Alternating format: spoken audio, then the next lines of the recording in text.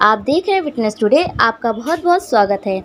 आजकल कब्र बेचने और शिया कॉलेज में भ्रष्टाचार को लेकर सोशल मीडिया एवं अन्य प्लेटफॉर्म पर ज़बरदस्त चर्चा बनी हुई है।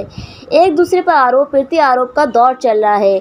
अभी 2 दिन पूर्व मौलाना यासूब अब्बास द्वारा मौलाना सैयद कल्बे जवाद साहब पर अमर यादित शब्दों का इस्तेमाल कर एक वीडियो वायरल किया था, जिसको लेकर तमाम लोगों में आक्रोश देखने को मिला, जिस पर आज करबला बाज़बाग के मुंतज़िमकार सैयद सारिम हिंदी ने बेबाक तरीके से अपनी बात रखकर यासूब अब्बास के वायरल वीडियो का जवाब दिया।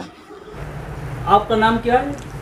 मेरा नाम सारिम मेहदी है। सारिम मेहदी साहब, अभी एक वीडियो वायरल हुआ है जो शिया कॉलेज के मुंतज़िम है मौलाना यासूब अब्बास साहब, उन्होंने तमाम तरीके के मौलाना कल्बे जवाद साहब पर आरोप लगाए हैं और उसके साथ ही साथ करबला बाग़बाग और गुफरा माब में कब्र बेचने का मामला उन्हें ज़ोरदारी से उठाया है।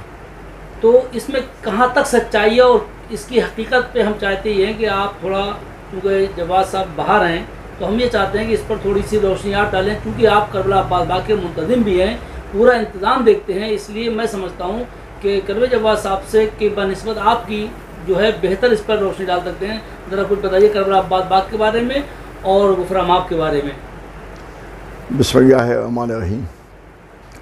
देखिए, सबसे पहले यासूब अब्बास ने मौलाना कल्बे जवाद साहब की है जो ज़बान इस्तेमाल की है वो इंतहाई भोंडी ज़बान, बाज़ारू ज़बान और इंतहाई शर्मनाक ज़बान इस्तेमाल की है।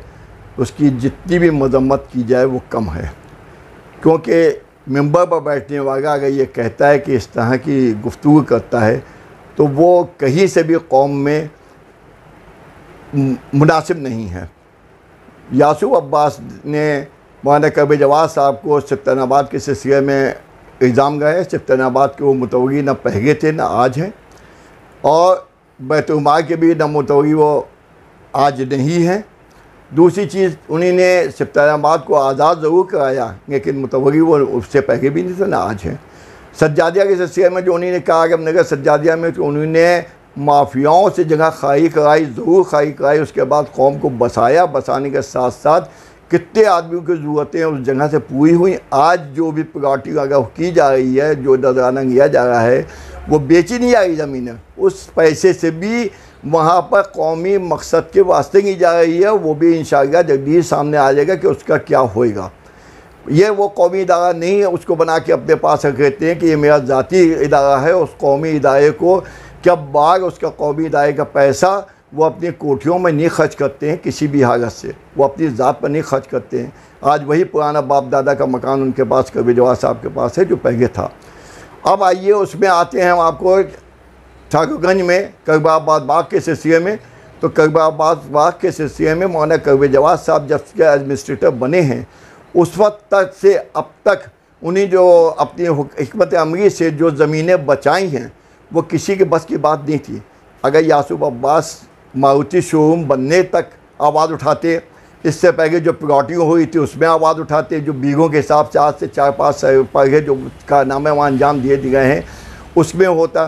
सामने मारुति शोरूम के सामने जो ज़मीन है जिसमें मौज बारूद ढेर है, उसमें एक MP साहब जो थे वो वहाँ पर जो थे पेट्रोल पंप लगाने जा रहे थे, लेकिन उन्होंने कल्बे जवाद साहब को जब मालूम हुआ कि वहाँ पर धरना दे के उसको बचाया, करबला अब्बास की ज़मीन को बचाया। वो कौन MP साहब थे, किस पार्टी से थे? वो समाजवादी पार्टी के थे। उन्हें कोशिश की थी, लेकिन जिस वक्त मालूम हुआ हमारा कल्बे जवाद साहब ने जाके उसको रोका और उसके बाद वो प्रोग्राम कैंसिल हुआ। आज भी उसका मुकदमा हाई कोर्ट में चल रहा है।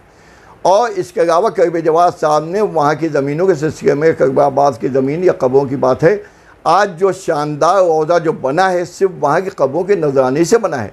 लाखों लाख रुपए खर्च किए हैं, पूरे इलाके में उसका चर्चा है। अभी यह 28 ज़िलहिज्जा को अभी जो है 17 जुलाई को उसकी ओपनिंग होगी। मोमिनीन उसकी ज़ियारत करने आएंगे, देखेंगे करबला बाग़बाग क्या शानदार रौज़ा बना है। लोग कहते हैं कि बरसों सालों से ऐसा रौज़ा नहीं बना है जो मौलाना कल्बे जवाद साहब ने वो रौज़ा बनवाया है और उसकी तामीर करवाई। सिर्फ कोई प्लॉटिंग ही की, उन्हें कोई ज़मीन करबला बाग़बाग की नहीं बेची, किसी का मकान नहीं बेचा है, किसी दुकानों से पगड़ी नहीं उठाई है। सिर्फ वहीं के नजराने से 35-36 लाख रुपए का काम जो हुआ है करबला बाग़बाग का, ये उन्हीं की कोशिशों के, उन्हीं की जद्दोजहद से, उनकी मेहनत से हुआ है।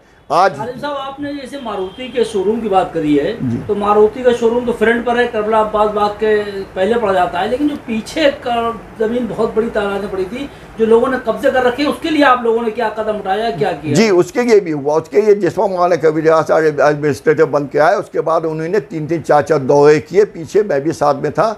और जाने के बाद एक दीवार बीच में बनाई गई थी जो बाग के करबला को और उसकी हदूद को महदूद किए दे रही थी, उसको कट की दे रही थी। कबीर जवाद साहब ने बैठ के उलमा के बीच में वो दीवार गिरवाई और वो गेट खुलवाया, जिसको जो बाग के करबला की मिल्कियत का गेट था। उसके बाद उन्होंने पुलिस की कार्रवाई की, डीएम को लिखा, कमिश्नर को लिखा, एसडीएम को लिखा, मुख्यमंत्री को ख़त भेजे। ये सारी कार्रवाई करबला बाग के सिलसिले में हुई। अभी 5 महीने पहले जो है तो मौलाना कबीर जवाद साहब ने एक प्रेस कॉन्फ्रेंस की थी, जिसके लिए उन्होंने एहतजाजी ऐलान किया था। और उस ऐलान पर यह हुआ कि डीएम साहब ने 1 घंटे के अंदर ये ऐलान किया कि 3 दिन में इसकी पैमाइश कर दी जाए और मुझको रिपोर्ट दी जाए। चुनाचे पैमाइश की गई और पैमाइश में सन 1862 के नक्शे से ये साबित हुआ है कि करबला बाग जो है वो मारुति शोरूम उसी में है। उसके लिए उन्होंने अब डीएम साहब से और कमिश्नर साहब से सबसे बातचीत कर रहे हैं कि भाई इस पर हम जब पैमाइश हो गई तो इसका हम पर हमें कब्जा दिया जाए। आज हज़ारों हज़ार स्क्वायर फीट ज़मीन पीछे जो पड़ी हुई है, जो रुकी हुई है, जिस पर तामीर नहीं हो पा रही है, वो मौलाना कबीर जवाद साहब की वजह से नहीं हो पा रही है। वरना अगर कोई और दूसरा होता तो जैसे मारुति शोरूम बन गया जिसमें बड़ी बड़ी कोठियाँ बन गई, उसी दिन आज बाग की ज़मीन 1-1 इंच पर तामीर हो चुकी होती। अब रहा इमाम बारे वफ़ा का सवाल, तो इमाम बारे वफ़ा के सिलसिले में कई दफ़ा ये कहा जा चुका है कि इमाम बारे वफ़ा का हिसाब मौलाना कबीर जवाद साहब दे दें और शेख गालिब साहब यासूब अब्बास दे दें।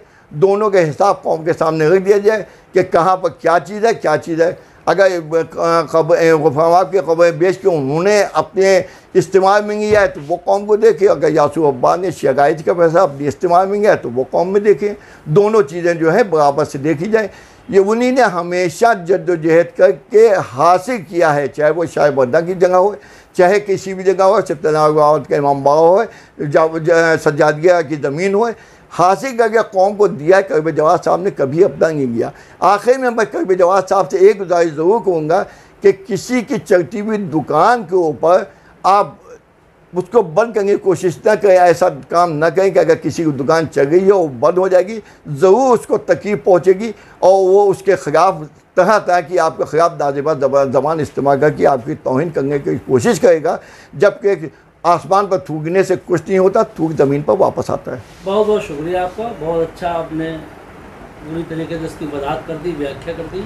अब कौम का मसला है तो जाहिर सी बात है कि जहाँ तक कुफर माँ की खबरों की बात है तो वहीं शिया कॉलेज के हिसाब की भी बात सकती है।